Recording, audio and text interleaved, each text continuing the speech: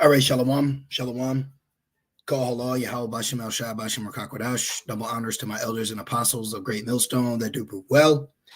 Peace and salutations to the Lord's elect. All right, I just want to do this real quick lesson as it's entitled Answering Question in Quotation, Yes, but Who Are the Strangers? All right, so just doing this question for edification. I was asked right here on a lesson pertaining to correcting a false prophet. All right. I did a lesson through the Holy Spirit correcting a false prophet.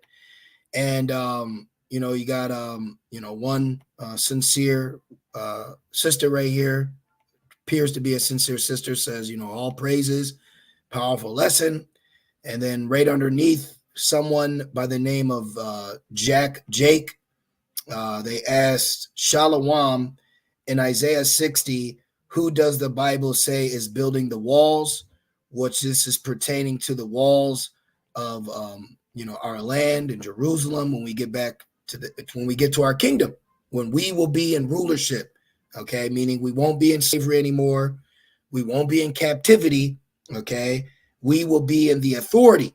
All right. So I replied back, Isaiah 60 and 10, and the sons of strangers shall build up thy walls and their kings. So right here in context, it's saying the sons of strangers shall build up thy walls and the kings of these sons of strangers. So right here is to let you know these are heathen. Okay, it's going to be heathens that are going to be building up our walls. And it says, and their kings minister unto thee. For in my wrath I smote thee, meaning in thy wrath I smote all you Israelites. I made you build. I made you enslaved. You built the house that another man dwelt in, right? Doesn't this the curses say that us as Israelites will build a house and another shall dwell there? All right. Actually, I can grab that because let me show you why I said that. It says, but in my favor have I mercy on thee. And then he replies back, yes, but who are those strangers? Do you have precepts? It's very simple. Okay, it's very simple. When you look into the context of Isaiah 60, okay, it's the glorification of Zion. All right. And when you go into this, it even goes into how our own foreign brothers and sisters are going to come from far, them being that Gentile mindset, okay, part of the 1/3. Then when you start going into it's talking about how, things are going to be built up in beauty. All right. The ships are going to bring our sons from far. See all this. And then it goes into what the heathen will be doing. So right here in Isaiah 60 and 10, this is the portion of the heathen and their role in our kingdom. Okay. Now, what I could start off with is Joel 3 to prove that it's talking about the sons of heathens. Okay. And also too, let me get, I actually got a couple to get for you. This is all for edification. Well, let's get Isaiah 65 because I put their statement in quotations because if you're asking out of sincerity, by your words, you'll be justified. But if you're asking out of wickedness, by your words, you're going to be condemned. So I put your words right in there. Yes, but who are the strangers? We clearly know who the strangers are. But like I said, for edification, I will answer this. But if you're coming or if you're coming from, the left-hand side with it, may Yahweh Bashim El Shai deal with you lest you repent if you are an Israelite. Okay, because it's very simple. See, new heavens and a new earth. So I'll actually read this first to show you what is going to be the narrative in our kingdom. Okay, what will be the narrative in our kingdom? And it says, Isaiah 65 and 17, for behold, I create new heavens and a new earth, and the former shall not be remembered, nor come into mind. But ye be glad and rejoice forever in that which I create. For behold, I create Jerusalem a rejoicing, and her people a joy. I will rejoice in Jerusalem and joy in my people, and the voice of weeping shall be no more heard in her, nor the voice of crying. There shall be no more thence an infant of days, nor an old man that has not filled his days. Exactly.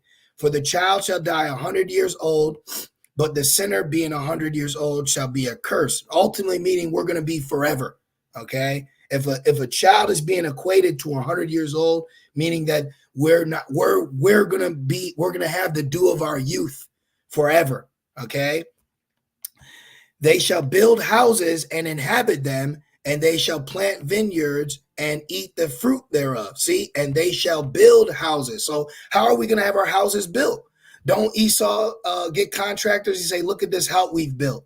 We've had this house built from the ground up. But doesn't mean that we're literally going to be cutting the stone and framing the stone. No, we're going to have servants for that. We're going to have servants and handmaids. Since we're Isaiah 14, real quick, since you wanted to ask, we're going to answer it. Who are the sons? It's very simple. Who are the sons of the strangers? Isaiah 14:1, for the Lord will have mercy on Jacob and will yet choose Israel and set them in their own land, and the strangers shall be joined with them. Now, in this context, the strangers is talking about us. Were we not aliens to our commonwealth?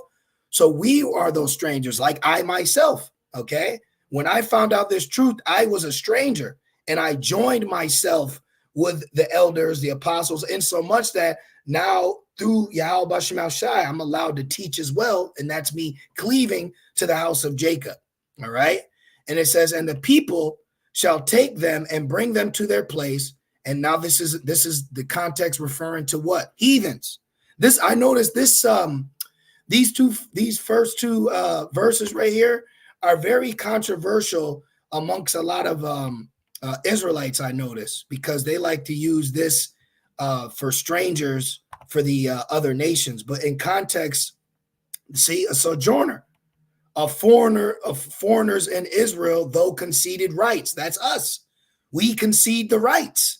So in this instant, this is speaking about an Israelite foreigner who doesn't know that he's an Israelite. This is why the Lord had Jeremiah buy that field in Anathoth, I believe it was, for 17 shekels, because this was before the Chaldeans was getting ready to take over that land. So then by right, when we come back, we have actual legal right to that land. And when we get the land, you will build for us. Okay. So now that we got that point out the way, all right. And it says, and the people shall take them and bring them to their place, right? And bring them to their place. And the house of Israel shall possess them, possess the heathen, in the land of the Lord. Look, for servants and handmaids. So you're going to build up, okay? You're going to build up. For servants and handmaids, they shall take them captives, whose captives they were, and they shall rule over their oppressor, okay? So when we rule over our oppressor, we're going to give out continual employment. This is how we're going to be able to build houses. Isaiah 65:21, and they shall build houses and inhabit them, and they shall plant vineyards and eat the fruit thereof. Look, see, they shall not build and another inhabit. They shall not plant and another eat. For as the days of a tree are the days of my people, and my elect shall long enjoy the work of their hands. See that? So right here now it says, they shall not build and another inhabit, but that's actually in the curses. Where does it say? Let's go here. Let's get rid of this one. You shall build and another dwell, just like you shall get a wife and another shall lie with her. Dwell there. I think it's there in. I know there's one in Deuteronomy as well. I might not be quoting it in the right way. But there's also, oh, what's this? Yep. What is this? No, that's not the one I want. Oh, what's this? Yep, right here. Deuteronomy 28 and 30. Okay. So Deuteronomy 28. All right. And we're going to answer this sincerely, if this is being a sincere question. Thou shalt betroth the wife, and another man shall lie with her. This is a curse. Thou shalt build an house, and thou shalt not dwell therein. So right here, a curse is that we got to not only build our own house, but we won't be able to dwell therein. So in our kingdom, when the curses are off of us, we will have houses built for us, walls built for us, and we will dwell therein because the curses will be upon them. See? So this curse is going to be on them. They're going to build houses and not dwell therein. Thou shalt plant a vineyard and shall not gather the grapes thereof, because they'll be doing it for us. See? They're going to be doing it for us. So now going back to the point, okay, and Joel 3 and 8, look, this is going into the heathens, okay? Let's start, matter of fact, verse 6, the children also of Judah and the children of Jerusalem have ye sold unto the Grecians, that ye might remove them far from their border. Behold, I will raise them out of the place whither ye have sold them, and will return your recompense upon your own head. So just like how you sold us, you will be sold. Just like how we were in slavery, you will be in slavery. Just like how we had to build, you will have to build. It's very, very simple. Very, very simple. So, this question that's asked, I don't know the angle you're trying to use in asking any precepts. Well, I'm providing them, because in context, there's nothing deep about this. Okay, he that leads in captivity shall go into captivity. These are the aspects of the things you're going to do in captivity according to prophecy. So asking who are the strangers that are going to be building this up, it's quite simple. It's going to be the heathens, the foreigners. Okay, right? Very, very simple. Very simple. And I'll continue who the sons are. Behold, I will raise them up out of the place whither ye have sold them, and will return your recompense upon your own head. And I will sell your sons and your daughters into the hand of the children of Judah. So right there.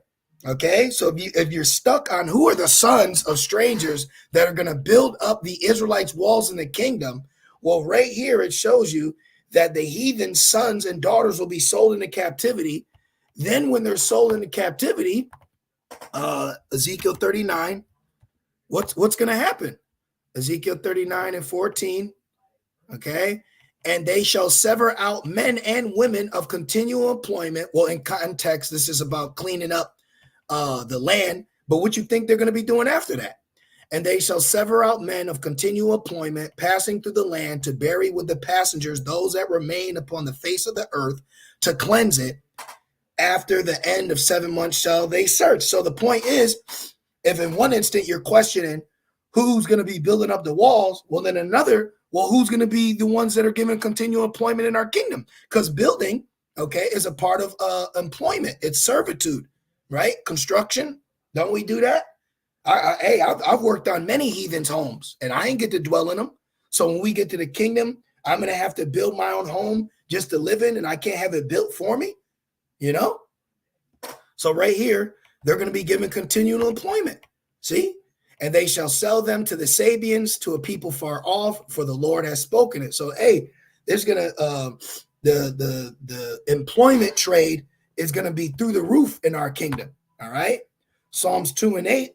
Ask of me, and I shall give thee the heathen for thy inheritance. And we get to do what we want with the heathen that we've inherited.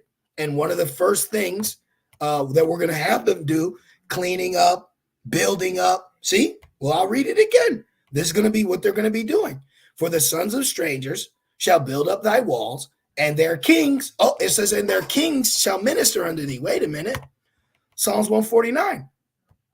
Psalms 149 and 5. Let the saints be joyful in glory.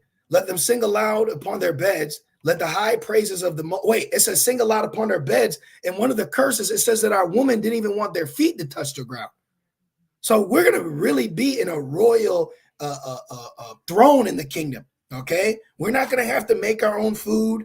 We're not going to have to build our own rooms. We're going to be giving out instructions, and then heathens are going to be filling that out to the T, okay?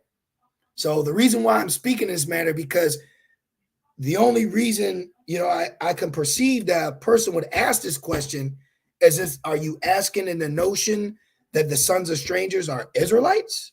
Because we can clearly see that the sons of strangers are heathen, because in so much it says, and the sons of strangers, they're kings. So Who's the kings that are going to minister unto thee?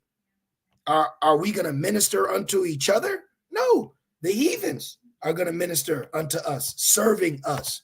And we're going to show you. Let the high praises of Yahweh be in their mouths and a two-edged sword in their hand, to execute vengeance upon the heathen and punishments upon the people, to bind their kings with chains. And don't kings have sons? So what's going to happen to the king's son? Wait a minute. Are we talking about sons right now? Isaiah 14 and 21. Isaiah 14 and 21. Prepare slaughter for his children for the iniquity of their fathers, for that they do not rise nor possess the land nor fill the face of the world with cities. So they're going to be stricken down. They're going to be smitten down, slain, enslaved, taken, put to work, building. Okay? Very simple. Very simple. To bind their kings with chains and their nobles with fetters of iron, to execute upon them the judgment written. This honor have all his saints. Praise ye Yahweh Bashem Yahushai. See? Very, very simple. Okay? Very simple. So like I said, I was asked this question on this lesson that I did upon Nate the false prophet. How ironic. Deuteronomy 28 says different, but we also know that there's a track record behind this quote unquote disorganization, which I will say that the way you operate is very wicked and it's very evil, and we all see it. Okay, you hide behind the law, all right, and we see what you are doing, and most importantly, Yahweh Bashem Yahushai sees what you're doing. So in this lesson of rebuking that false prophecy that a man named Bishop Nathaniel had stated, there was a question asked, Shalom, of course, but I don't know, this could be a heathen, an agent, a wicked Jake, you could be sent, or you could be sincere. So if you're sincere, you won't take offense to it. But in the same breath, we have to look at these questions with a grain of salt, especially when it's easily broken down. It almost sounds like a loaded question or a trick question. Who does the Bible say is building the walls? The heathen, the heathens and the kings. Very simple. I gave them it. And then this was the statement. Yes, but who are those strangers? Do you have any precepts? Well, we just gave it to you. So I hope that reaches you. I hope that this was edifying unto you. We proved it. Okay. We proved it in many examples. All right. The sons of the strangers. All right. Oh, well, let's keep going. Because he spoke about who the sons are. Isaiah 16:14. The sons, the same sons that build up the walls, the sons also of them that afflicted thee shall come bending unto thee. So who are these sons? You know, who are these strangers? You know, sons of strangers, because it can't be Israelites. We mean to tell me we're going to have our Israelite brothers and sisters that they're going to be enslaved in our kingdom, bending unto thee, and all they that despise thee shall bow themselves down at the soles of thy feet, and they shall call thee the city of Yahweh Bashem Shai, the Zion of the Holy One of Israel. See? And we're going to suck the milk of the Gentiles, meaning the substance, and shall suck the breast of kings. And thou shalt know that I, the Lord, am thy Savior and thy Redeemer, the mighty one of Jacob. See that? So when you read this in context, humbly speaking, I don't believe that one should question who the sons of the strangers are that are going to build up the walls for the Israelites, because we already know it's not going to be the Israelites. So by rights, it's going to be the heathen nation. And then we can go into further depth and go into how it's going to be Esau, the Grecians, you know, those that led us into captivity, they're going into captivity, and their sons and their daughters. And we went through these precepts and proved it. So, you know, I'm just going to leave it there. I just want to do a real quick lesson. So, you know, I do hope that this was edifying, because, and I would like to also say this, I speak as a man, but I do believe these talks and questions about the kingdom are being asked because the kingdom's coming. So we're getting further edification on the dynamic of how the kingdom is going to fluctuate when we are in rulership, you know? So we're seeing and understanding the dynamics of our rulership that's nearer than when we believe. So I'm just going to leave it there. I just did this lesson real quick to answer that question. So I do pray it was edifying. And with that being said, Shalom.